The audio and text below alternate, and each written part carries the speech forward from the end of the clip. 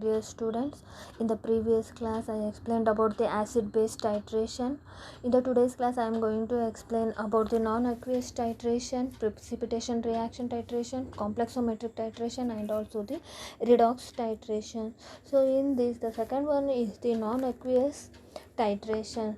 Okay, so here the name only indicates non-aqueous, so water should not be used as a solvent in this type of the reactions. Okay, so generally most of the substances which can't be titrated satisfactorily in a water or the aqueous solutions by the acidimetry, or it may be a alkalimetry titration process.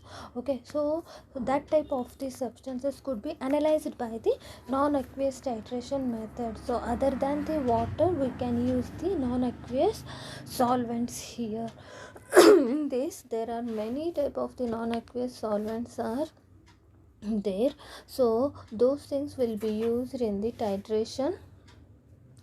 And the further substances such as the weak acids or weak bases, or the salts or weak acids and weak bases, do not give a good equivalent point irrespective of the type of the titrant employed here. Okay, so here the whatever titrant we may use, but irrespective of that, the weak acids or the weak base salt formations won't give any equivalent point in this type of the titration if those are followed in the aqueous titration process. Okay, the strength of these substances mainly increase when those things will be dissolved in the non-aqueous solvents. Okay, so in this the precaution is also there, the compared to aqueous titration.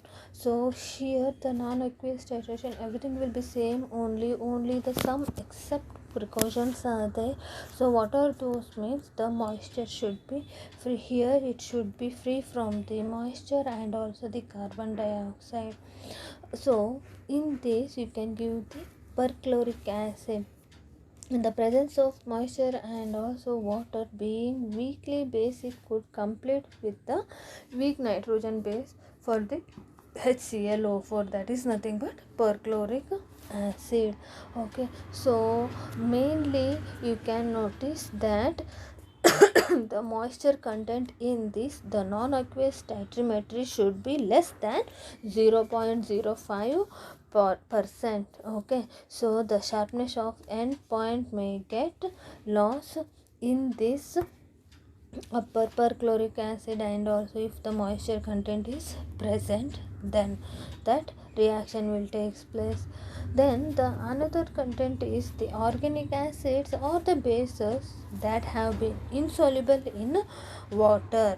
So those type of the acids or the bases can be dissolved in the non-aqueous solvents, and then further we can use those organic bases or the acids which are dissolved in the non-aqueous solvent for the further titration process. And next, compared to this non-aqueous titration with the help of one example, it will be easy, where the greater difference in the photophilic properties of the various substances takes place in the non-aqueous solution. So here you can compare main thing, aqueous medium and or the non-aqueous medium. Okay, so acid base titration or the non-aqueous titration have been analog to that of acid base titration itself only. So here you can compare the acid base titration in the aqueous medium. Means, as you know already, the reaction between the proton donor, nothing but acid, and base, the proton acceptor, will take place in the aqueous medium acid base titration. If it is in the non-aqueous medium, then the weakly photophilic substances will accept the pair of electrons, and where the highly photophilic substances which will provide the pair of electrons, and there is a formation of a covalent bonds by the coordination. So this bond will take place, or this reaction will take place between the acids and bases under the non-aqueous medium. So here the sum of the organic weak bases or the salts of weak bases with perchloric acid in glacial acetic acid, and some of the substances will be having both the basic and also acidic functional groups in them, so that time those will act as a bases or acids in the titration process. Okay, so they will act as a solvent, acid base solvents in the titration process. So if the titration is acidimetry, okay, so in a non-aqueous medium, then the commonly used titrant is the standard acetic acid. Okay, so here the base or alkali salt is mainly dissolved in the perchloric acid and which will form the alkali salts. Okay, okay, here the alkali salts of the organic acids like amines, amino salts, heterocyclic nitrogen compounds are mainly analyzed by following this type of the acidimetry titration in the non-aqueous medium. And you can compare the titration process, or you can explain here. In burette we have to take the standard acetic acid, and in titrate as a any alkali or base in the perchloric acid as a solvent. Okay, then here the different indicators you can use like a crystal violet or methyl rosanilin chloride or quindolin red or thymol blue also. If you prefer the crystal violet, the reaction will be like here the solvent used are either the neutral such as alcohol, chloroform, benzene, etc., or such as the glacial acetic acid, acetic anhydride, etc. So the base will be there, and which react with the acetic acid. There is a formation of conjugate base anion, that is nothing but CH3 COO minus. Okay, so here the titrant acetic acid reacts with the solvent perchloric acid and get protonated here. Okay, so the titration reaction with the conjugate base anion is nothing but reacts with the positively charged acetic acid ion conjugate acid or the base. So there is a formation of two molecules of acetic acid CH3COOH. Finally, this reaction, the overall reaction can be represented like here the base react with the perchloric acid, nothing but HClO4, which gives the BH plus ions plus ClO4 minus. Okay, so here the proton donation or accept, another one the pair of electron donate or accept will takes place. So this is the acidimetric titration in a non-aqueous medium. Okay, so all this comes under the non-aqueous titration. Next one is the precipitation reaction. So precipitation reaction, commonly you have noticed the precipitation formation in the limit tests. Okay, so that may be related to the halogens itself, or so here the halides. Okay, so the two different methods will be present in this, the Morse method and also the Volhard's method. The related to the precipitation titrations, the quantitative precipitation can be used for volumetric analysis, where it provided the point at which the precipitation is complete can be detected. So it is nothing but the precipitation formation indicates that the complete reaction has been taken. So the most common methods involve the precipitation reactions of silver nitrate with the halide ions. So as I already told, the most of the limited. So here the silver nitrate and also halide mix. Here you can notice the chloride ions. Okay, so end point can be detected when after the addition of more reagent, if there is a further precipitation, if there is no any further precipitation, so that time what we will do, we will notice it on the chemical reactions that give the colored precipitate or the colored solutions. Okay, so initially first we will notice it on the precipitation formation, and another process that is related to the color formation. Okay, so here the precipitation titration involves mainly, you should know about the argentometry and also the mercurometry. So mercurometry nothing but the precipitation of mercury salts also can be used in the analysis. So this type of the analysis process will be considered as a mercurometry. Mercury salt will be precipitation of mercury salts also can be used in the analysis, that is called as the mercurometry. And another one is the argentometry, where the chemical reactions that gives the colored precipitation or the colored solution, it can be used to detect the end point. So this is called as argentometry. Okay, so here these main titrations are classified into two methods.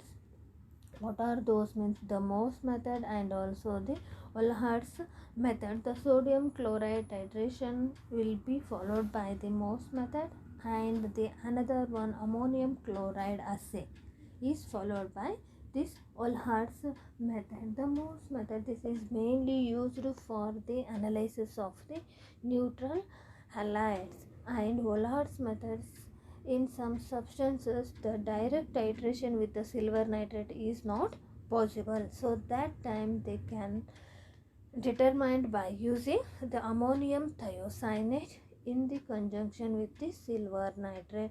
So that process will be considered as an Olhardt's method. So with the help of sodium chloride assay and also ammonium chloride assay, we can study the Morse method and also Olhardt's method. Here the sodium chloride assay. Okay, so the sodium chloride is assayed by the precipitation titration by Morse method. So here the sodium chloride is analyzed by the direct titration of the titration against the standard solution of the silver nitrate using the potassium chromate solution as an indicator. Okay, so here the titrate will be the sodium chloride, titrant will be the silver nitrate, that is 0.1 normality, and we will use the potassium chromate as an indicator, where it will shows or gives the precipitation as a brick red. Okay, so brick red precipitation formation will be there, so that is nothing but the formation of silver chromate. Okay, so you can give this assay representation under the reaction like NaCl plus AgNO3, which gives the AgCl precipitates, and plus NaNO3. Okay, so in the presence of potassium chromate, the Ag2Cr O4 formation will be there, which is brick red precipitation. Okay, so here the 1 ml of the 0.1 and AgNO3 equivalents to that of the 0.005845 gram of the sodium chloride. Okay, so in this process we have to dissolve 0.25 gram of the substance in 50 ml water and titrate the solution against 0.1 and silver nitrate, and in this we will use the potassium chromate as an indicator. Okay, so sodium chloride assay, nothing but the precipitation titration. So here the titrate is the sodium chloride, titrant is silver nitrate, 0.1 normality, indicator is potassium chromate, and end point is brick red PPT. So here the precipitate formation of the silver chromate will takes place. The another component is the ammonium chloride. So ammonium chloride is assayed by precipitation titration by the Olhardt's method. Okay, so it is acidic in aqueous solution. It is not possible to analyze it by the Morse method. So here titrant is 0.1 N ammonium thiocyanate, and here we can use the indicator like ferric ammonium sulfate. Okay, so this is also one of the important assay, that is assay of ammonium chloride, which is assay by the precipitation titration. And the next one is the third type, that is next type, that is the complexometric titration.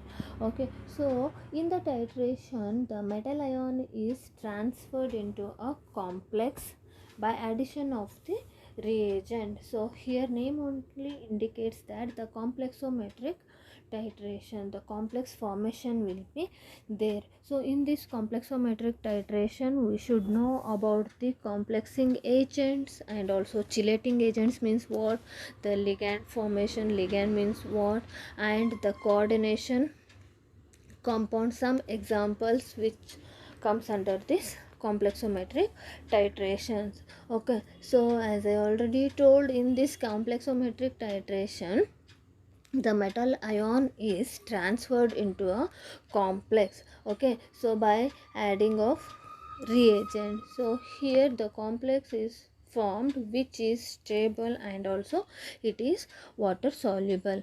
The complexing agent is any substance, or here mainly the complexing agent is any electron donating ion or molecule, and this complexing agent we will call it as a ligand. So here the electron donating ion or molecule is also called as ligand.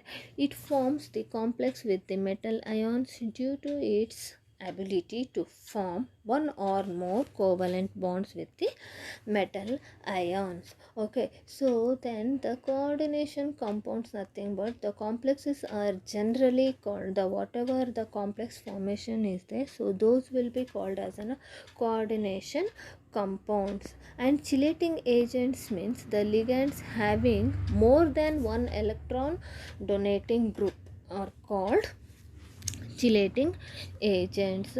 Okay, and the best example for this is the EDTA. So EDTA nothing but ethylene diamine tetraacetic acid. So ethylene diamine tetraacetic acid is a sequestering agent where it reacts with the most polyvalent metal ions. Okay, so it is mainly EDTA is the hexadentate ligand. So hexadentate ligand is nothing but which is having the 6 electron donating groups in the structure.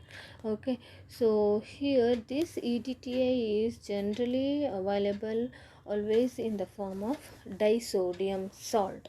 Okay, so disodium EDTA is used as a titrant in the most of the complexometric titration. It is a quadradentate ligand, so which is having the 6 electron donating groups. Not only that, here it will be making 4 bonds with that acetic acid groups. Okay, so you can notice that it forms the complex with the metal ion at a specific pH only. The reaction takes place as here.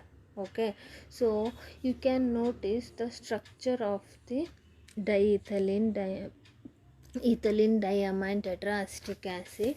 So ethylene CH2 middle 2 carbon moieties. Okay, diamine means N and N, so either side, and where those things will be bonded with the 4 ligands. What are those? The CH2 COOH acetic acid moiety, and same thing here at the 4 corners, 4 acetic acid moieties will be present in this.